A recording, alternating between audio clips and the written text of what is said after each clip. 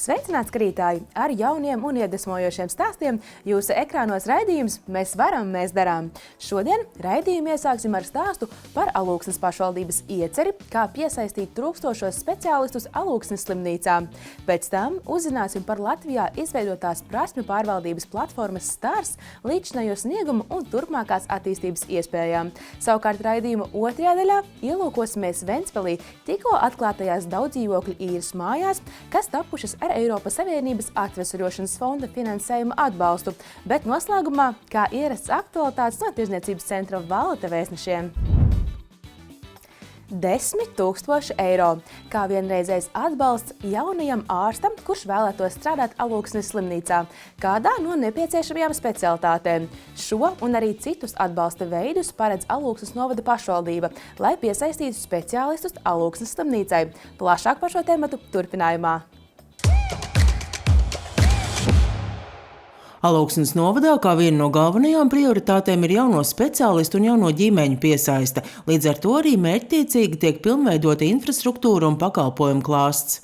Mēs līdz šim esam uzbūvējuši modernu sporta centru, ir kvalitatīvi un profesionāli pieejami pakalpojumi kultūrā, ir kvalitatīva izglītība, jo pēdējos gados pašvaldība ir ieguldījusi salīdzinoši daudz līdzekļus, lai šeit jaunās ģimenes varētu savas atvases bērnus skolot un arī paši strādāt. Šobrīd viens no mērķiem mums ir jauns dzīvojamais fonds un ir jau iestrādes tam. Alūksnes novadā jaunie speciālisti tiek gaidīti gan uzņēmējdarbībā, gan citās jomās, bet galvenā aktualitāte ir veselības aprūpe.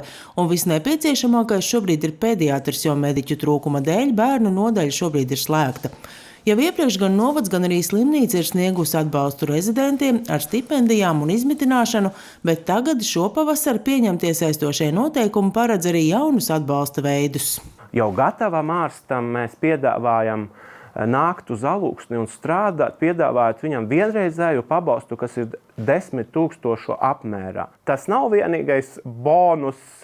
Mēs turpinām nodrošināt ar stipendijām rezidentūras laikā. Ir atbalsts īres maksai, ja tiek nomāts dzīvoklis, piemēram, no privāta personas vai piešķiram pašvaldības dzīvokli. Un pēdējo kursu studentiem mēs arī piešķiram vienreizēju atbalstu 2000 eiro apmērā. Šis būtiskākais, kas Alūksnes slimnīcai ir nepieciešams, ir pediatri, lai mēs arī mazajiem slimniekiem spētu sniegt šo te pilnvērtīgo palīdzību. Ambulatorajos pakalpojumos mums ir ļoti svarīgi radiologi, kas veic ultrasonogrāfijas, anesteziologi, tāpat arī ķirurģisko profilu labprāt vēl paplašinātu. Tie ir tie būtiskākie. Kā vērtē slimnīcā, iespējams jaunos speciālistus nodošanās uz attālākiem novadiem attur bāžas, ka, ja ir maza slimnīca, tad šeit nebūs moderna iekārta un būs primitīvi darba apstākļi. Mēs arī iegādājamies jaunākās tehnoloģijas, mēs modernizējam aprīkojumu un iekārtas, un arī tuvākajā laikā mēs būtiski uzlabosim operācijas zāles aprīkojumu. Mēs jau to šogad esam uzsākuši. Lai iepazīstinātu, kā tad norit darbs, slimnīcas vadītāji aicina doties nelielā ekskursijā. Mēs tagad dodamies uz uzņemšanas nodaļu, tikties ar Alūksnes slimnīcas galveno ārstu, uzņemšanas nodaļas vadītāju, neirologu doktori Jolantu Umuri.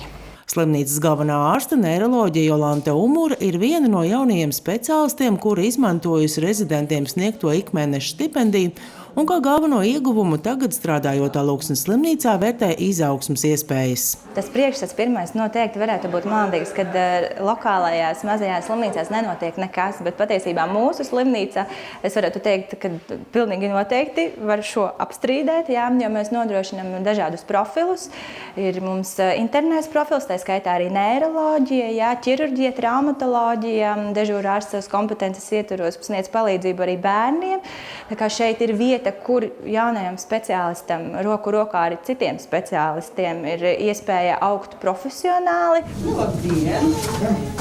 Alūksnes slimnīcā tiek veiktas dažādi veidi operācijas un tiek pilnveidots arī operāciju zāles aprīkojums.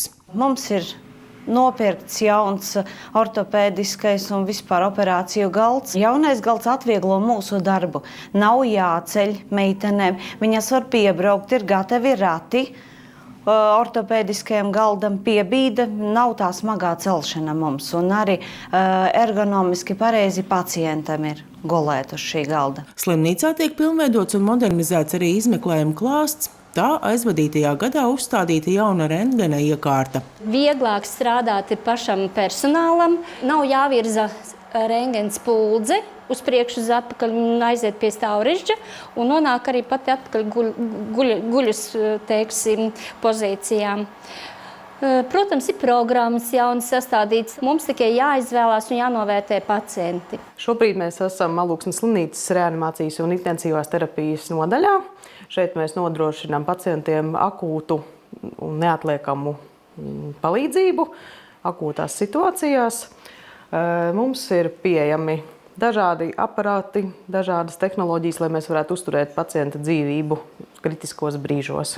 Inese Aizpure ir bijusi rīdziniece un savu izvēli par labu Alūksnē nenožēlo. Nē, tagad jau uz Rīgas tikai tā kā ciemiņš un arī reti. Man tā ļoti labi šeit jūtos un esmu apmierināta. Pirms pāris gadiem jaunas telpas ieguva slimnīcas rehabilitācijas un fizikālās terapijas nodaļa, kas ir aprīkota ar mūsdienīgām iekārtām un piedāvā dažādus pakalpojumus gan bērniem, gan pieaugušajiem. Runājot par darba vidi un iespējām jaunajiem mediķiem, tad nodaļas vadītājs Arturs Grīnbergs uzsver lielākas attīstības iespējas.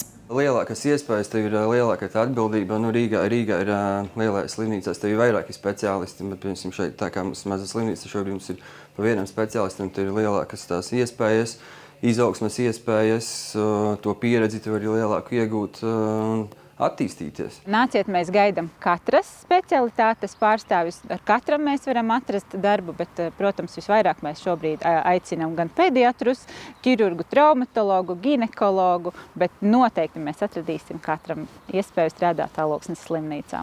Bet Alūksnē ir vēl kāds būtisks bonus, kas varētu likt izvēlēties šo pilsētu. Ja jaunos speciālistus biedē attālums, tad nenoliedzami to šeit atsver sakoptība un daba, jo nevelti Alūksne tiek dēvēta par Malienes Šveici. Arvien nozīmīgāka kļūst mūža izglītība un regulāra prasmi pilnveida, kas palīdz saglabāt konkurētspēju mainīgajā darba tirgū. Lai pieaugušajiem nodrošinātu pieejamas mācību iespējas, Latvijā ieviesta prasmju pārvaldības platforma Stars, kur pieejamas vairāk nekā 200 izglītības programmas dažādās nozarēs. Un šonedēļ konferencē eksperti analizēja platformas līdzinējo attīstību un sasniegtos rezultātus, kā arī diskutēja par tās attīstību.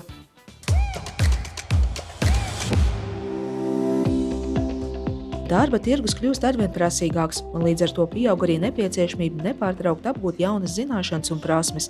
Mūža izglītība vairs nav tikai priekšrocība, tā kļūst par nepieciešamību. Lai pieaugušajiem mācību iespējas būtu pieejamāks un pārskatāmāks, Valsts izglītības attīstības aģentūra izveidojusi prasmju pārvaldības platformu Stars.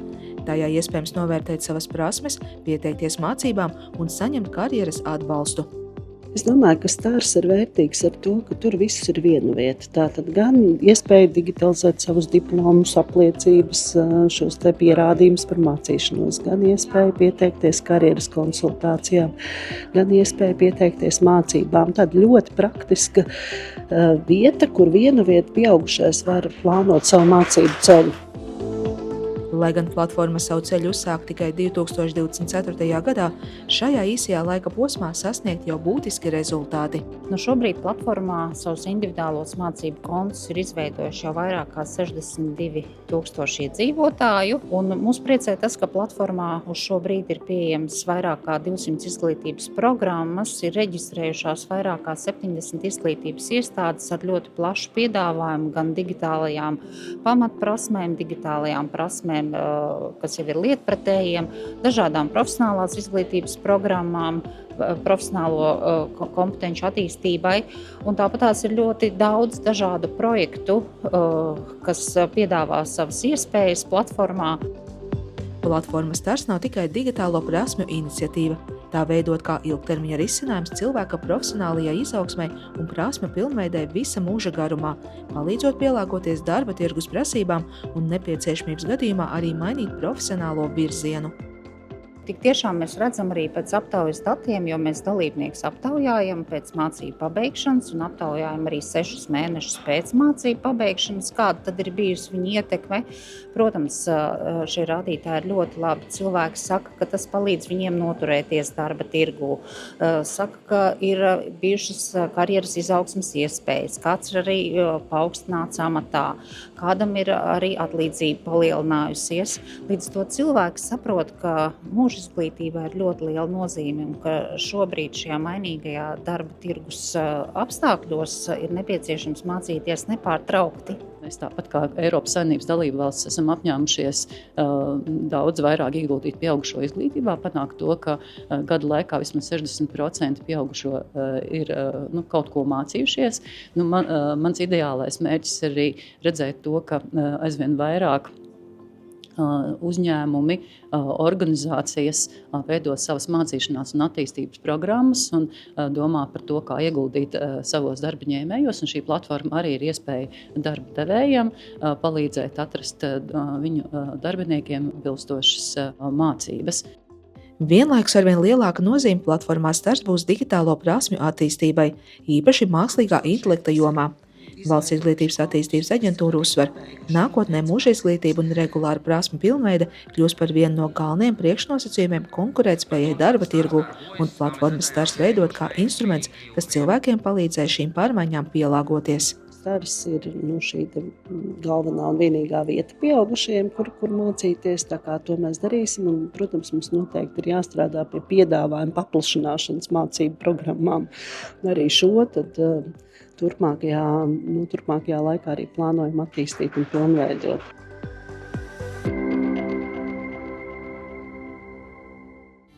Turpinājumā reklāmas pauze, bet pēc tās ielūkosimies Ventspilī tikko atklātajās daudzdzīvokļu īres mājās. Savukārt rubrikā Dzīves pulsā ar tirdzniecības centru Valata šīs dienas tēma – bites un medus.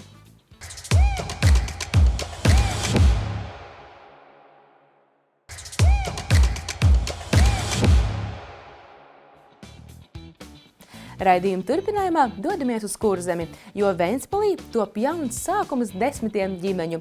Saules ielā 122 svinīgi atklātas 2 jaunās daudzdzīvokļu īres mājas, kas tapušas ar Eiropas Savienības atveseļošanas fonda finansējuma atbalstu. Kādas iespējas jaunās mājas sniegs jaunajām ģimenēm, speciālistiem un pilsētas attīstībai kopumā, un cik nozīmīgs ir Eiropas finansējums reālām pārmaiņām cilvēku ikdienā, raudzīsim Ventspilī. Ventspilī Saules ielā 122 noslēdzies nozīmīgs mājokļu attīstības projekts. Uzbūvētas 2 jaunas 5-stāvu daudzdzīvokļu mājas ar kopumā 60 dzīvokļiem. Šie būs zemes īres maksas dažādu tipu mājokļi – 2 vienistabas, 22 stabu un 38 3-stabu dzīvokļi. Tādējādi nodrošinot plašākas iespējas gan mazākām, gan lielākām mājsaimniecībām. Mums uz jaunām ģimenēm ir uzsvars, ir 2 mājas uzbūvētas, kurās uzsvars bija likts tieši uz 3-stabu dzīvokļiem. Projekta nosacījumi bija dažādi, tur minimālās platības, tur summas, ieņēmums, sliekšņi mājsaimniecībām. Visu to izvērtējot, mēs sabalansējām to projektu tādu, ka mēs varam šeit izveidot 38 3-stabu dzīvokļus. Ventspilī šīs ir pirmās jaunu uzbūvētās daudzdzīvokļu mājas pēc Latvijas neatkarības atgūšanas. Tagad tas ir liels notikums, un tas savā ziņā arī demonstrē to problēmu, kas ir eksistējusi Latvijas reģionos, ka tirgus nav nācis attīstīt nekustamo īpašumu Latvijas reģionos. Viss ir koncentrējies Rīgā un Pierīgā.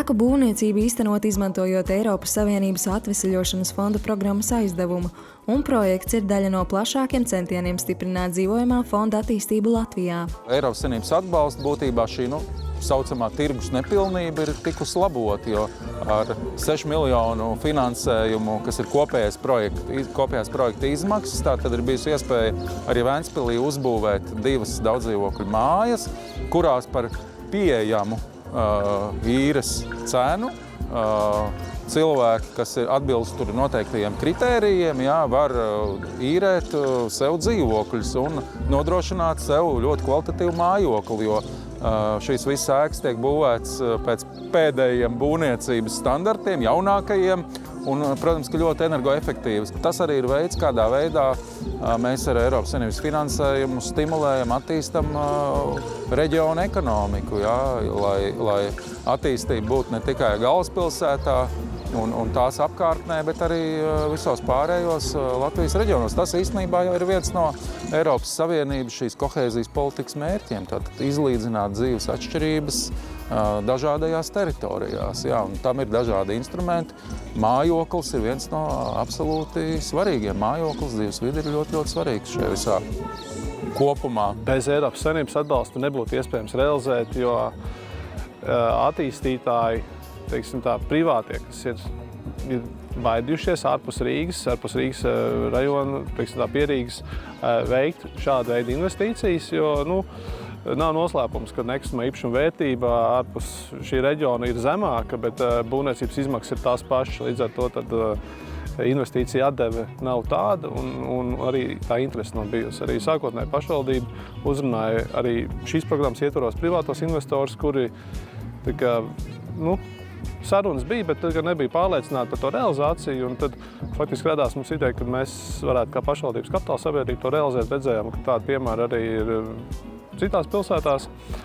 Un tie nosacījumi, ko mēs saņēmām, kad mums ir uz 30 gadiem fiksētas likmes aizdevums ar 0,69% likmi, bija ļoti labs, teiksim, tāds finanšu instruments, kas var atļaut šādu projektu realizēt. Mums ir vēl viens darbiņš jāizdara, kas ir 90% noslogojums jāpanāk mājām. Tajā brīdī mēs saņemsim 30% kapitāla atlaidi, kas ir arī liels bonus priekš šī projekta. Dzīvokļi ir ar atvērta tipa plānojumu un pilnībā pabeigti iekšējo apdari, nodrošinot iespēju tajos uzreiz dzīvot. Iekšpagalmā izveidots bērnu rotaļu laukums, bruģētas autostāvvietas, velo novietnes un pazemes konteineri atkritumu šķirošanai. Man ir īstenībā ļoti neizsakāms prieks par šo, jo es ilgus gadus dzīvoju parastā īres dzīvoklī un ne tik labi iekārtotā, ne tik skaistā un ļoti gribās. Īstenībā vairākus gadus es šo stāstījusi visiem, kas klausās, ka Ventspilī ar īres dzīvokļiem ir kā ir un arī ar labiem. Ja ir labi, tad tie ir dārgi. Un tad šis tāds budžeta variants, kas varētu manai ģimenei būt paceļams. Jaunie mājokļi ir veidoti gana kompakti, bet funkcionāli. Šāds risinājums ļauj uzsākt jaunu dzīves posmu modernā un pieejamā vidē. Liels paldies Eiropas Savienībai un liels paldies Altumam un ekonomikas ministrijai arī par visu to programmas sagatavošanu un arī par to, kad ir uzklausīti priekšlikumi no mūsu puses. Izvērtēti, ir bijuši gadījumi, kad varbūt viņi nav iespējams viņas realizēt, kad ir veikts izmaiņas programmā, kas viņi ir padarījuši pievilcīgi. Jā, bez Eiropas Savienības atbalsta, bez Altuma operatīvas darbības un konsultācijām mēs, protams, ka nebūtu neko realizējuši. Tā kā liels paldies viņiem un liels paldies arī Ventspils pašvaldībai par atbalstu un par sadarbību. Tā kā esam ļoti gandarīti par to, ko esam realizējuši. Bet mūsu šīs dienas noslēdzošais stāsts. Rubrikā Dzīves pulsā ar tirdzniecības centru Valeta viesojas dravnieks, ar kuru kopā ielūkosimies bišu pasaulē un uzzināsim, kā plašajā piedāvājuma klāstā neapjukt un izvēlēties īsto medu priekš sevis.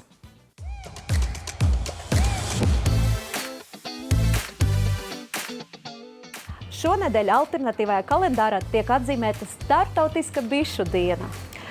Kad mēs runājam par bitēm, protams, pirmais, kas nāk prātā – medus. Un šodien Tirdzniecības centra Valeta mēs tiekamies ar dravnieku Andri Lūsi no Burtniekiem, lai tad izrunātu tos medus un bites noslēpumus. Labdien, Andris! Sveiki, Ielina! Kāds bija jūsu ceļš pie bitēm? Tas jau bija 28 gadus atpakaļ, kad nopirku savas pirmās 6 bišu saimes. Nezināju, ko ar viņām darīt un kā ar viņām darīt, bet bija interese un bija vēlēšanās kaut ko sākt darīt. Tagad paskatoties atpakaļ, tas ir jau 28 gadus, ir tāpat pieredze uzkrāta un kaut kādas zināšanas.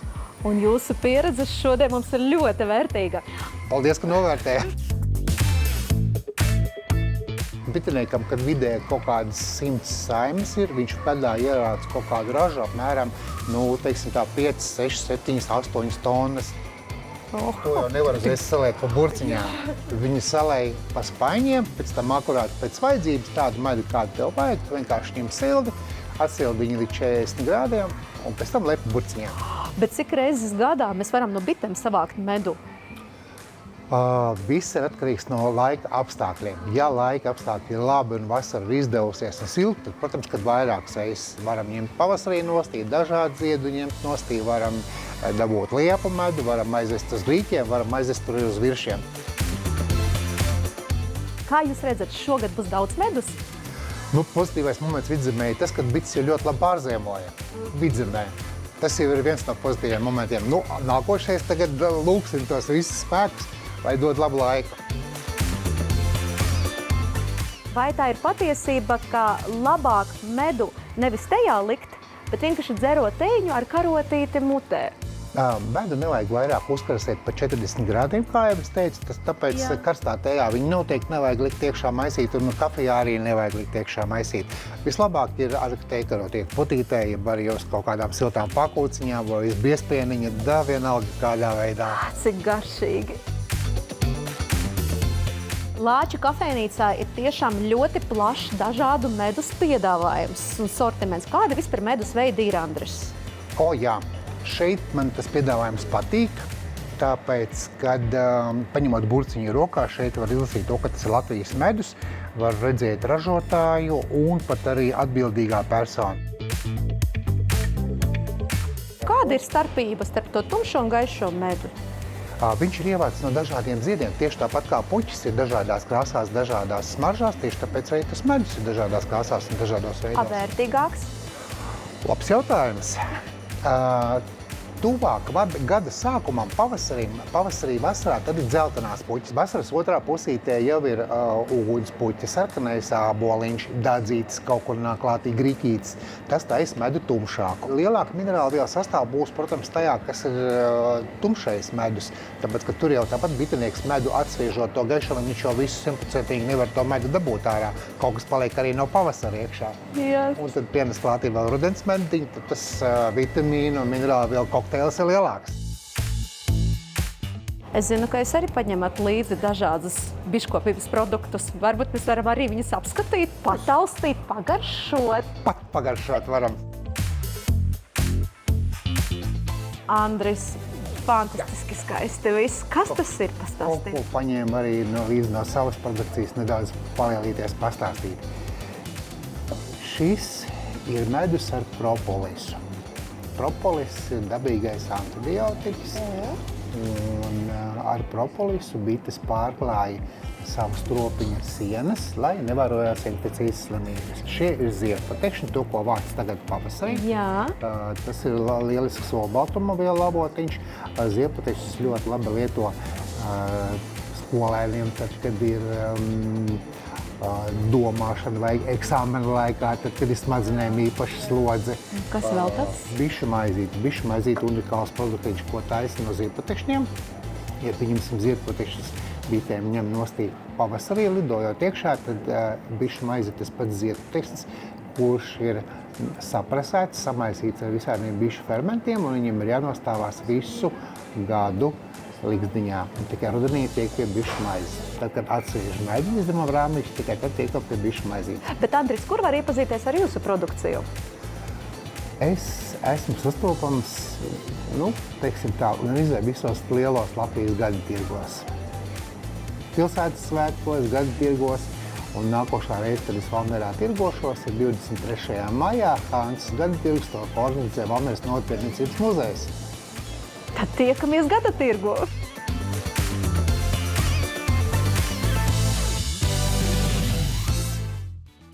Un ar šo visnotaļ saldo stāstu raidījums arī izskan. Paldies, ka bijāt kopā ar mums un tiekamies trešdien. Visu labu!